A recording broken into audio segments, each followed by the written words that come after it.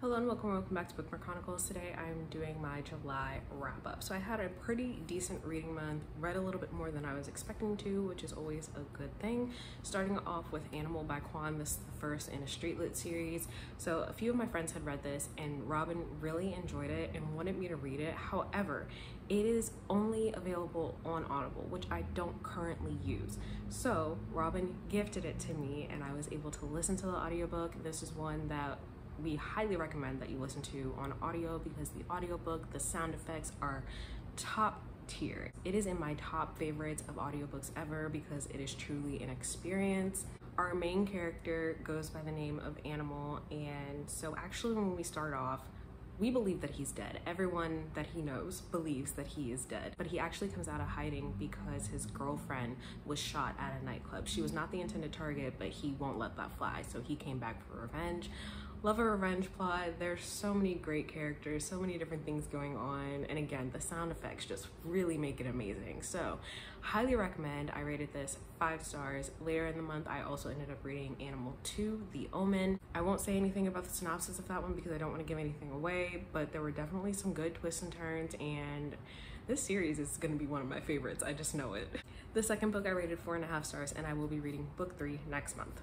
Next, I read Pulling Doubles by Christina C. Jones. This is the second book in the Wright Brothers series. It is available on KU. In this, we're following Joseph and Devin. Joseph is a doctor, Devin is a nurse practitioner, so it is a workplace romance. It's also sort of enemies to lovers. I really enjoy this one. This is my favorite of the series. I rated it 4.75 stars. Instead of bouncing back and forth, I'm just gonna continue talking about the series because I read the rest of it. Book 3 is Bending the Rules. We're following Justin and Tony. This one is sort of a friends to not friends for a very long time to lovers situation. Typically, I hate friends to lovers, but there were a lot of elements that are usually present that make me dislike friends to lovers that were not in this. I also think maybe that little gap of time between their friendship and the relationship might have helped as well.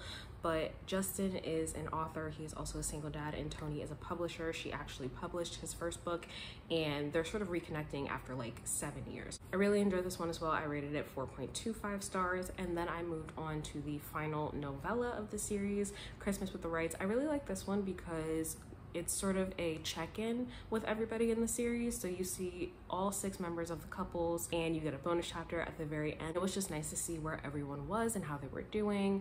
I rated this one 5 stars, and I do have a series review of the Wright Brothers, so I will have that linked in the cards and in the description for you. If you are a fan of romance, then I highly recommend the series, especially if you like companion novels like I do. I really love the series and I'm so excited to start in on another one of her series later this year. So last month I read Fury Born by Claire Legrand, the first book in the Imperium trilogy, and I started reading Kingsbane. I couldn't finish it. I DNF'd this. Ooh, I was pretty far in. I was 300 something pages in. The book itself I think is like it's almost 600 pages actually, so whatever. I was intrigued where we ended in Fury Born, but in this one the characters just kept doing dumb shit that didn't make any fucking sense. So in the first book, Fury Born, we are following 2 women 1,000 years apart. One of them is prophesied to be the Blood Queen and one of them is supposed to be the Sun Queen. We don't know who is who just yet, so we're following their stories and trying to figure that out. I have a DNF review of this, so I will have that linked in the cards for you and in the description if you're interested. And essentially what led me to DNFing was that one of the characters is a dumb bitch. And I can only deal with so much dumb bitchitis, and I couldn't continue. It wasn't worth it.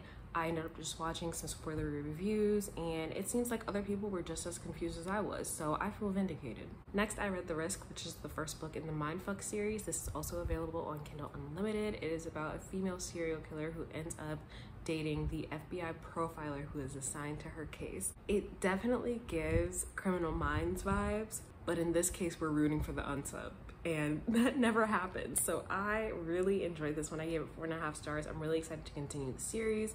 I believe there's 6 books total maybe. And I just found out from Robin that there are audiobooks, which I didn't know. I was just gonna read it on my Kindle, but maybe I'll read the rest on audio depending on if I like the audiobook narrator, so we'll see. But definitely recommend. It is dark, serial killer, there's murder and torture, a little dismemberment, so you know, proceed with caution.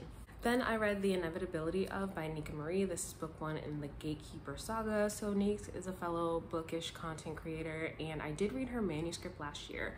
Unfortunately, I actually ended up liking this less than I did when I read it before. I don't know if it's because of the changes that were made or if I just did not remember that the main character was so fucking annoying. I completely understand in the beginning that she's sort of going through a literal identity crisis, and so there's a lot going on in her life and she's kind of trying to figure shit out, right? But then there comes a certain point in the book where I thought she would be smarter, I guess is the best way to put it. And that just didn't really happen. I ended up buddy reading with Jashana. We both started it separately and then realized we were reading it when Jashana was doing sprints on World Hoppers. So we decided to finish it together, and I rated it 3.5 stars, which isn't bad. I just didn't love it as much as I did the first time, and I am still going to continue the series though.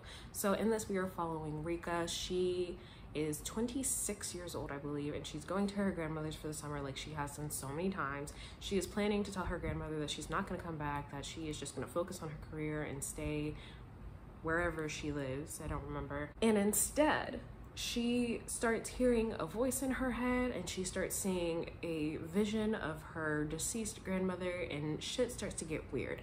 Rika finds out at 26 years old that her family has magic, and her mother put a charm on her when she was a child that not only essentially trapped her magic, but would also shut down the magic of anyone near her.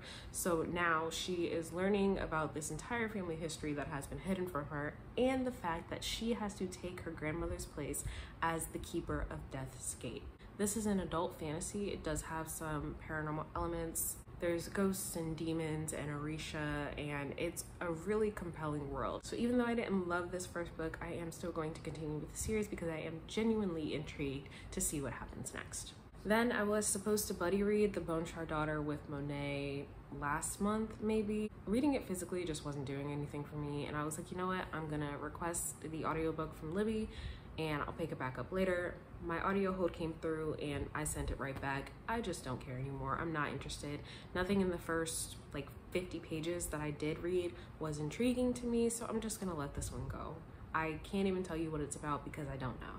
And the last book that I read was Family Lore. I had an arc of this from NetGalley. However, by the time this video goes up, I believe it will have been released. This is Elizabeth Acevedo's adult debut, and we have an intergenerational saga where almost all of the women in this family have some sort of magical power that manifests when they are either a child or a teenager. One of the sisters has the power to know when someone is going to die because she'll have a dream about them.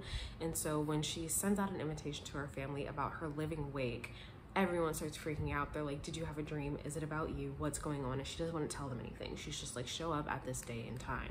So we're following different members of this family leading up to this wake. And for me, I just really struggled with the pacing in this one. That was my biggest issue, because typically I don't mind a slow burn, but the whole point is that we're leading up to this wake, and I felt like it took 87 years to get there. And there were so many like side stories and different things happening that I just felt like it didn't need to be as long as it was. Mind you, this book is under 400 pages, but it just felt way too long. There were also some things that I just didn't enjoy. I understand that a lot of the things that these women face is absolutely accurate of real life, but for some of them it was just kind of disappointing, and I don't really feel like we got real resolutions with a lot of the characters.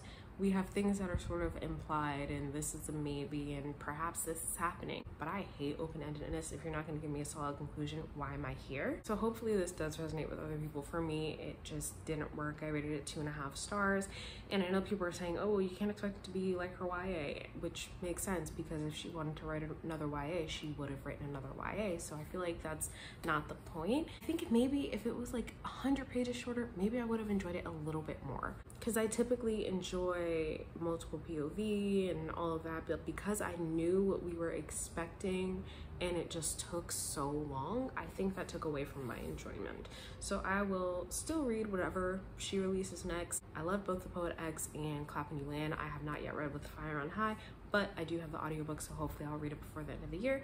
But yeah, for me, this one just wasn't it. So Sinful Enforcer Book 6 in the Mafia Misfit series was supposed to be released over a week ago, and there were issues with Amazon, so it's not yet out yet, and I thought that I was going to be able to include it in my wrap-up, but I guess I will have to push that to next month. I'm really looking forward to it. I think it's going to be a new favorite, but we'll have to wait until next month to see.